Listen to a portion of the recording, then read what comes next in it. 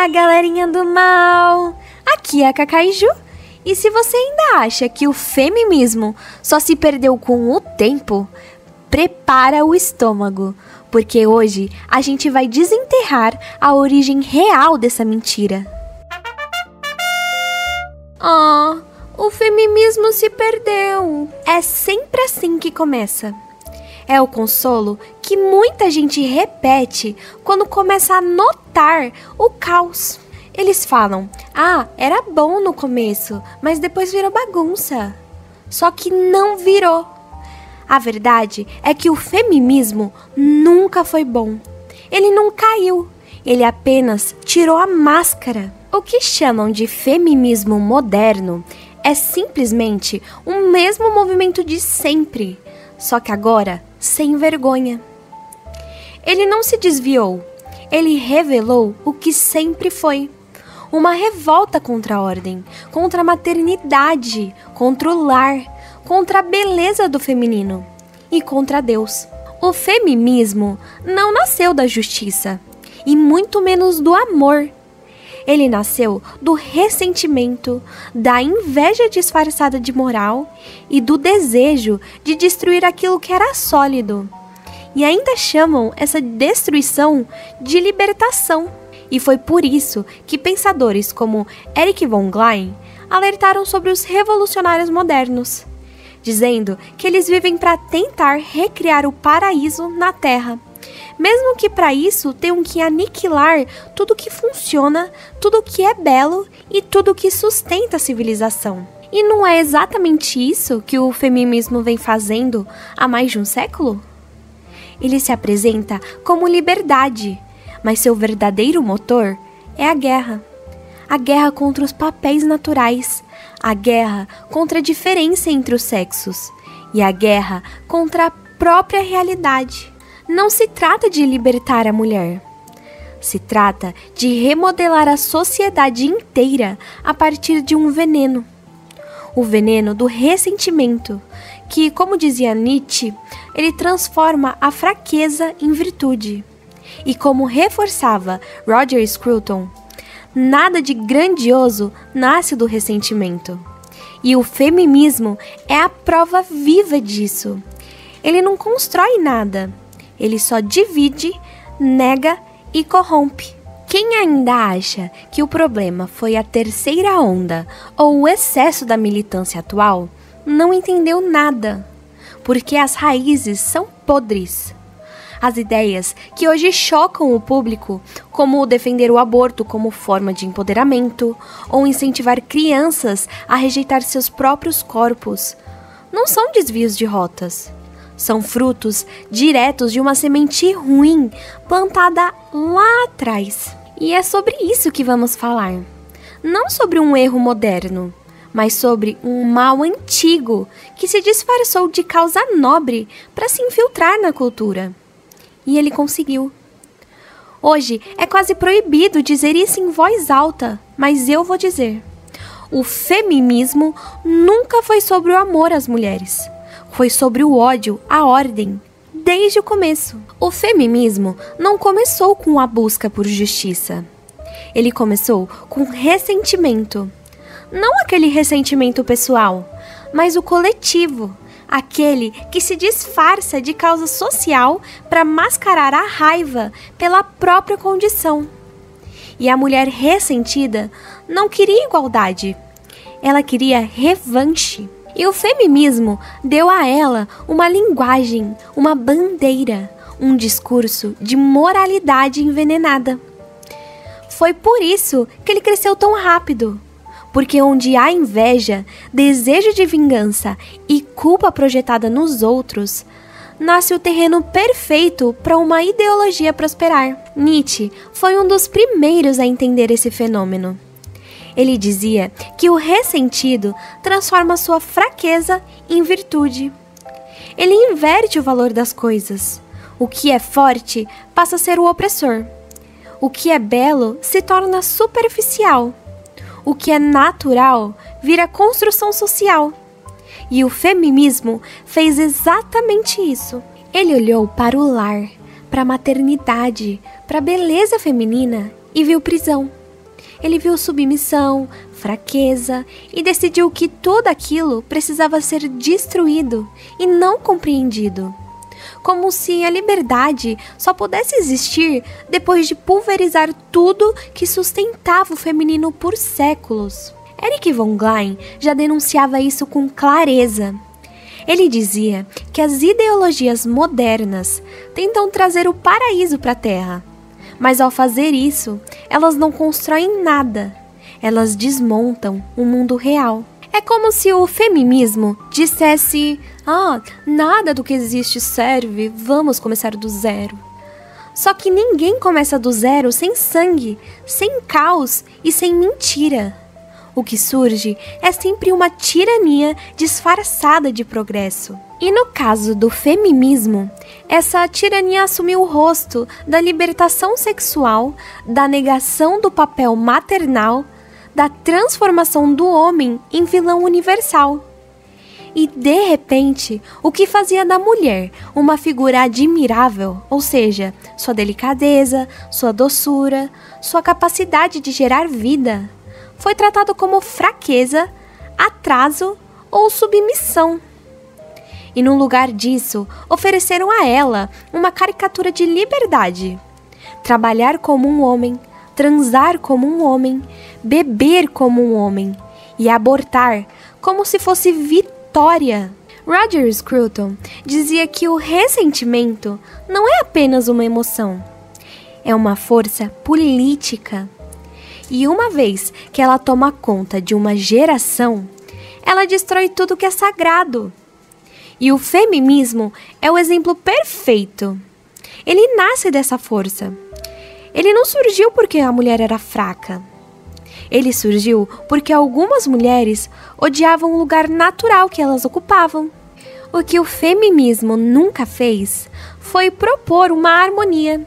Ele não busca reconciliação entre os sexos, nem equilíbrio e nem verdade. Ele quer domínio. Ele quer moldar o mundo à sua imagem ferida. E como toda ideologia movida por ressentimento, o que sobra no fim é destruição. Existe uma fantasia confortável que muita gente repete sem pensar. A de que o feminismo começou bem, começou puro, com mulheres delicadas pedindo direito ao voto. É a ideia de que lá começou com igualdade, só que depois desandou. Mas essa ideia é uma fraude. Dizer que as feministas é quem deram o voto às mulheres é repetir um mito conveniente e historicamente preguiçoso.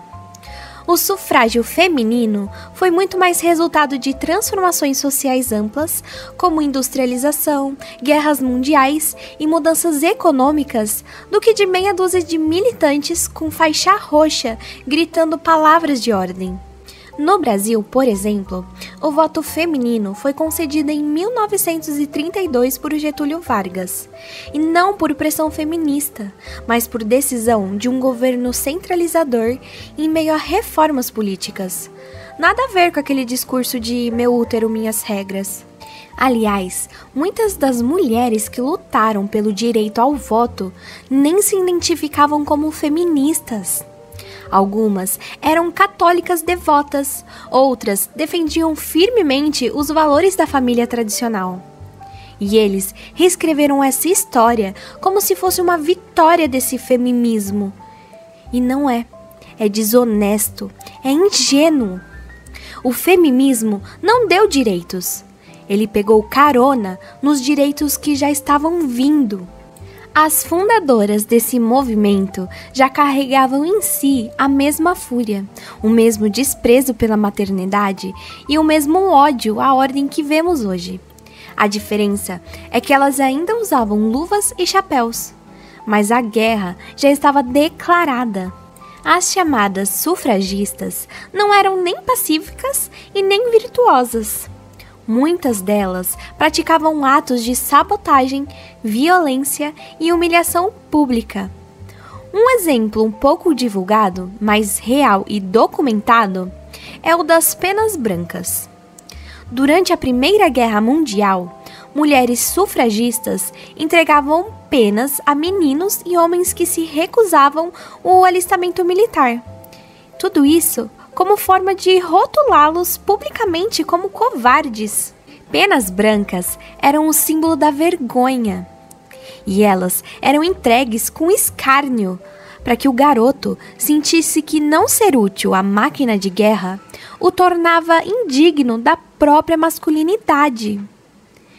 Essa é a tal empatia feminista? E não para por aí. A militância sufragista incendiava caixas de correio, destruía propriedades públicas e privadas e até lançava explosivos caseiros. E tudo isso em nome de uma suposta justiça. A líder mais famosa, Emmeline Pankhurst, dizia abertamente que a violência era necessária. Em discursos inflamados, ela convocava mulheres a parar o país até que o voto fosse concedido. Isso era terrorismo político, e a retórica era sempre de guerra contra o masculino. O veneno ideológico era evidente. Elas não queriam apenas votar. Elas queriam redefinir o papel da mulher longe da maternidade, longe do lar e longe do casamento. A figura da mãe dedicada era vista como símbolo de opressão. O amor ao marido era tratado como fraqueza. A feminilidade era uma prisão a ser destruída. O discurso podia ter flores na capa, mas dentro havia dinamite. Esse feminismo, que muitas achavam que era bom, já odiava tudo que tornava a mulher única. Já queriam igualá-la ao homem e não por admiração, mas por rejeição a tudo que ela era. E é por isso que não adianta separar as ondas. A raiz já estava contaminada, a mentira já tinha sido plantada e a destruição já era o plano desde o início. Se a primeira onda já mostrava que o feminismo não nasceu puro, o que veio depois foi só confirmação. À medida que o movimento crescia, suas líderes ficavam mais explícitas, mais ousadas e mais repulsivas, escondidas atrás de um discurso sobre liberdade e direitos. E muitas das mulheres que moldaram o feminismo moderno estavam envolvidas em ideias e práticas que, se fossem ditas em voz alta hoje, causaria nojo até em quem diz ser progressista. Comecemos por Margaret Sanger, uma das figuras mais reverenciadas pelas feministas. Sanger era uma defensora fervorosa da eugenia. Sim, o mesmo movimento do bigodudo. Em suas próprias palavras, ela escreveu: "A coisa mais misericordiosa que uma família grande pode fazer com um de seus bebês é eliminá-lo." Ela via o controle de natalidade e o aborto como ferramentas para melhorar a raça humana e defendia abertamente a eliminação dos considerados inaptos. E é essa mulher que até hoje é homenageada como símbolo de progresso feminino. Outra figura aclamada pelas feministas da segunda onda foi Firestone. Ela foi além. Defendia a abolição da família e o fim do tabu do incesto. Sim, isso mesmo. Em seu livro, ela afirma que a barreira entre adultos e criança na sexualidade era uma construção cultural opressora e que, para uma sociedade realmente livre, esse tabu precisaria cair. Essa mesma autora é considerada até hoje uma pioneira da teoria do gênero. Basta ler com atenção o que ela propõe, que você vê, não é liberdade. É destruição completa da moral. E há também o caso de Will Ryan Hitch, idolatrado por feministas por ter associado repreensão sexual à opressão social. Rich foi preso nos Estados Unidos por práticas médicas ilegais, por vender aparelhos fraudulentos e por defender o que chamam de libertação sexual total, inclusive entre adultos e crianças. Para ele, o recato, a pureza e o pudor feminino eram neuroses que precisavam ser curadas com promiscuidade. Ele não era um aliado das mulheres. Ele era um pervertido travestido de libertador. O que esses nomes têm em comum? Todos eles são a base do feminismo atual. Todos são celebrados em universidades, citados em cursos de gênero e tratados como visionários. E isso nos diz muito. O feminismo não apenas tolerou figuras imorais, ele foi erguido sobre elas. E enquanto você, mulher comum, cuida da casa, tenta viver com dignidade e amor, elas pregavam aborto em massa, sexo livre com menores, destruição da família e controle de natalidade seletivo. E tudo isso sob a máscara de progresso. Não dá para chamar um movimento desses de mal interpretado. Ele foi interpretado exatamente como deveria ser. E se ele choca hoje, é porque as pessoas começaram finalmente a prestar atenção no que ele sempre disse em voz baixa. Feministas costumam dizer que tudo de ruim no feminismo, na verdade, é femismo. Quando alguém critica o ódio aos homens, o desprezo pela família ou a ideia de que a mulher nunca erra, elas dizem: isso não é feminismo, é femismo. Mas tem um problema: ninguém se declara femista. Não existe movimento, símbolo, livro e nem pessoa dizendo: eu sou femista. Ou seja, é uma palavra inventada só para desviar as reais críticas ao feminismo. Isso é o que chamamos de espantalho. Inventam um inimigo falso para fingir que o verdadeiro não tem culpa. É como se alguém queimasse uma casa e depois dissesse: ah, mas quem botou fogo foi meu outro eu imaginário. Eu mesmo jamais faria isso. No fim, o tal do femismo é só um esconderijo. O feminismo faz, mas o femismo leva a culpa. Conveniente, né? Se a primeira onda atacava por fora, a segunda onda começou a corroer por dentro. Foi nesse momento que o feminismo, com toda clareza, declarou guerra ao que havia de mais sagrado na identidade feminina: a maternidade, o casamento, a família e o lar.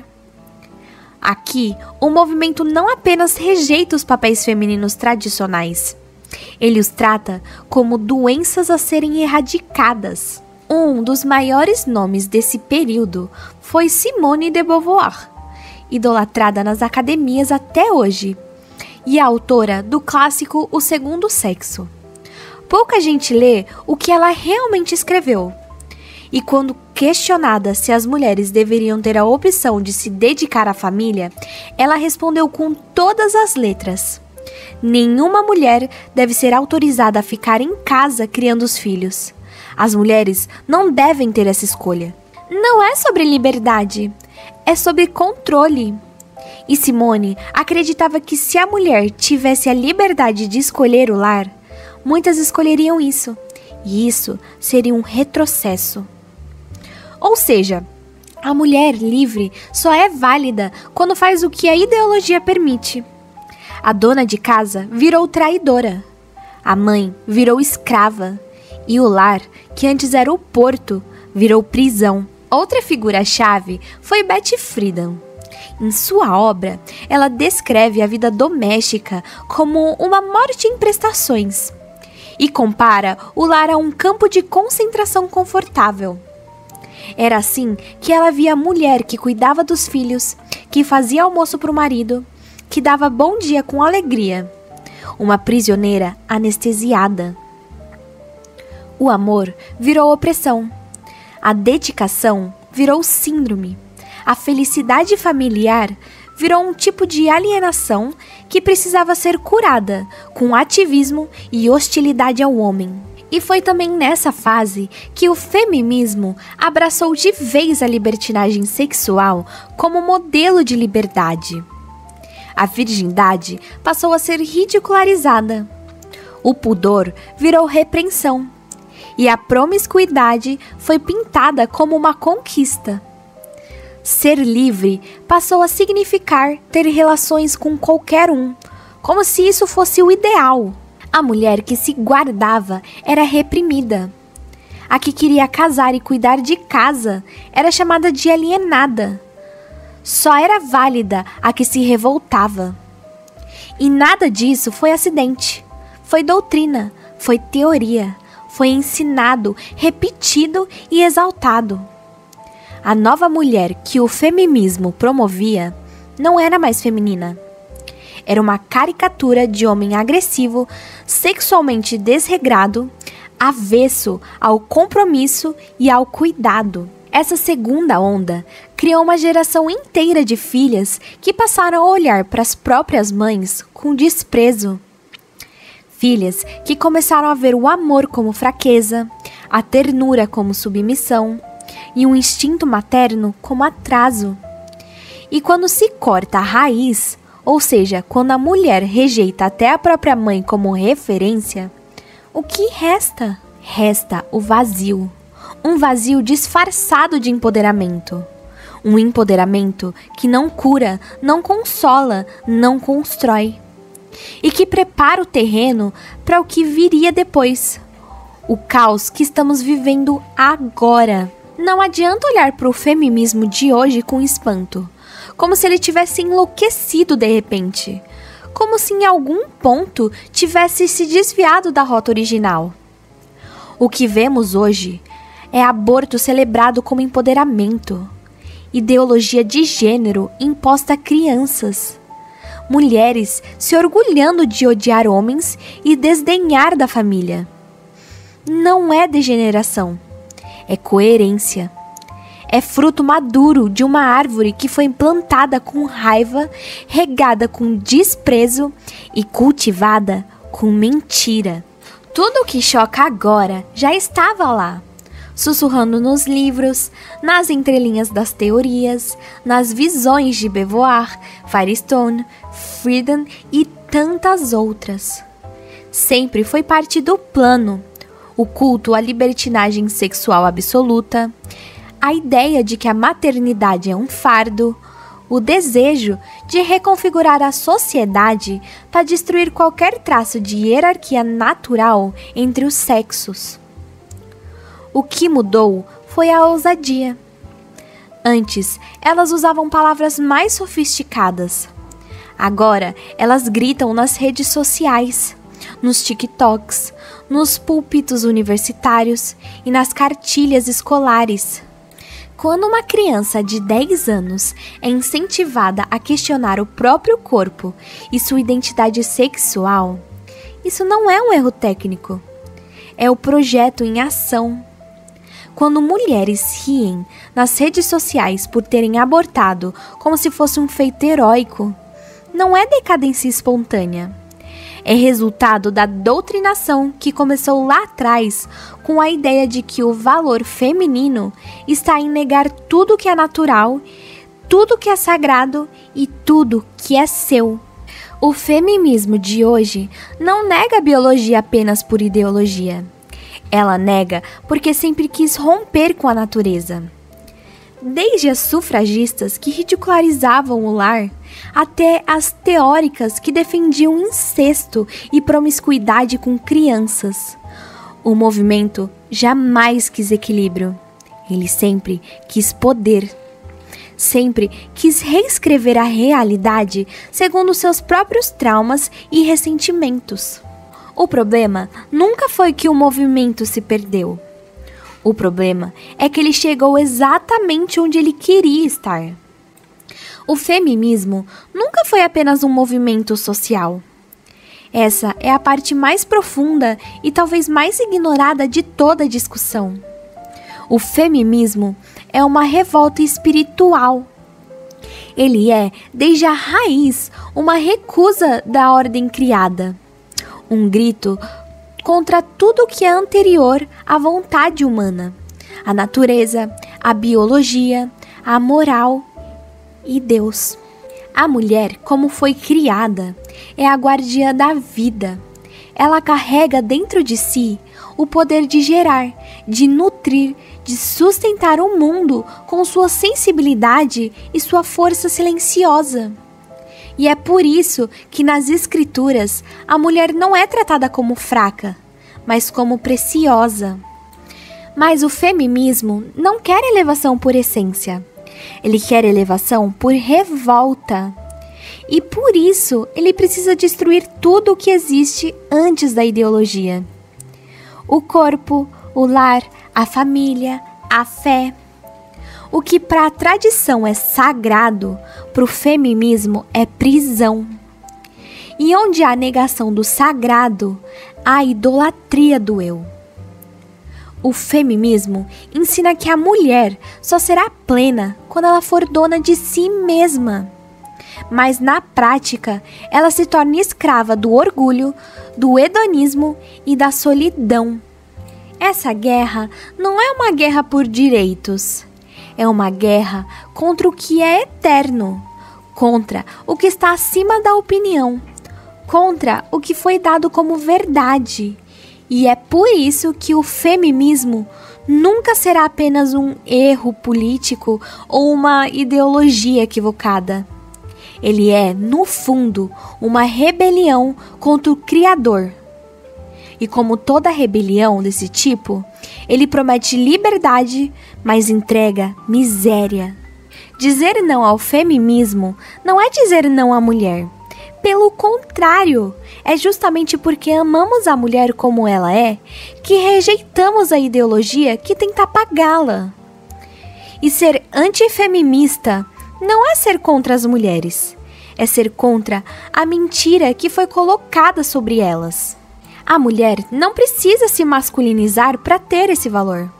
Ela não precisa odiar o homem, negar o instinto materno, rejeitar o casamento ou se exibir como um objeto para provar que é livre. Ela não precisa romper com a sua natureza. Ela precisa abraçá-la, porque é ali, naquilo que foi dado desde o princípio, o corpo que gera, o coração que acolhe, a sensibilidade que enxerga o mundo, que está a sua força. Enquanto o feminismo quer nivelar a mulher ao homem por baixo, como se ela tivesse que imitá-lo em seus vícios para provar valor, nós queremos resgatar o que existe de grandioso no feminino. A delicadeza que não é fraqueza, a beleza que não é vaidade, o amor que não é submissão cega, mas entrega consciente, maturidade e liberdade. Ser antifeminista é defender o direito da mulher de ser o que é, sem culpa, sem vergonha, sem necessidade de pedir desculpas à militância. É defender o direito de cuidar da casa com orgulho, de amar um homem sem ser chamada de oprimida, de educar filhos sem ser acusada de alienação, de dizer não à promiscuidade e sim à pureza, sem ser ridicularizada. Nós, mulheres antifeministas, não negamos o feminino. Nós o protegemos do cinismo, da vulgaridade, da solidão vendida como poder. Porque sabemos que não há nada de fraco em ser mulher. Fraco é um movimento que precisa apagar a mulher real para se sentir forte. O feminismo venceu a cultura. Essa é a verdade, infelizmente. Ele conquistou universidades, editoras, mídia, política, escolas e até igrejas. Ele moldou o discurso público, infiltrou-se nas leis, entrou nos relacionamentos e colonizou até os sentimentos. Hoje, dizer eu sou feminista é visto como um sinal de consciência e de evolução. E quem rejeita o movimento é tratado como ignorante, retrógrado e perigoso. Eu mesma fazendo esse vídeo já estou em risco e você, taxada. Mas a pergunta que ninguém quer fazer é simples. Se o feminismo venceu, por que as mulheres estão cada vez mais infelizes? Os dados não mentem. Segundo pesquisas da Gallup e de institutos independentes como o Pew Research, as mulheres jovens, justamente o público mais avançado pelo feminismo contemporâneo, nunca estiveram tão deprimidas, ansiosas, solitárias e perdidas. Nos Estados Unidos, mais de 1 em cada 3 mulheres entre 18 e 29 anos relata sintomas consistentes de depressão profunda. Os índices de ansiedade e automutilação dispararam, e as taxas de suicídio feminino vêm subindo lentamente, mas de forma estável. Ao mesmo tempo, o número de mulheres sem filhos, sem vínculos duradouros, sem fé, sem comunidade e sem propósito nunca foi tão alto. Vivemos na era em que a mulher tem mais liberdade do que nunca. Pode abortar, pode ficar com quem quiser, pode rejeitar o casamento, pode trabalhar como um homem e viver como um adolescente até os 40. Mas com tudo isso, nunca se sentiu tão vazia. E não adianta culpar o patriarcado. O patriarcado foi desmontado. O problema não é a opressão externa, é o colapso interno. E o feminismo prometeu liberdade, mas entregou confusão. A mulher moderna carrega tudo: independência, diploma, liberdade sexual, autoestima de Instagram, ideologia de gênero e coach de empoderamento. Mas falta o essencial: paz, clareza, alegria verdadeira, raiz, propósito, fé, amor que cuida e não que consome. E talvez, só talvez, o motivo disso tudo esteja naquela pergunta incômoda: e se o feminismo, em vez de nos salvar, foi justamente o que nos afastou de nós mesmas? E se você conhece alguma moça que ainda acha que o feminismo foi bonzinho no começo e só se perdeu com o tempo, faz um favor, compartilha esse vídeo. Deixa um like e comenta aqui embaixo qual foi a maior mentira feminista que você já ouviu. E se eu não te fiz pensar, pelo menos te irritei.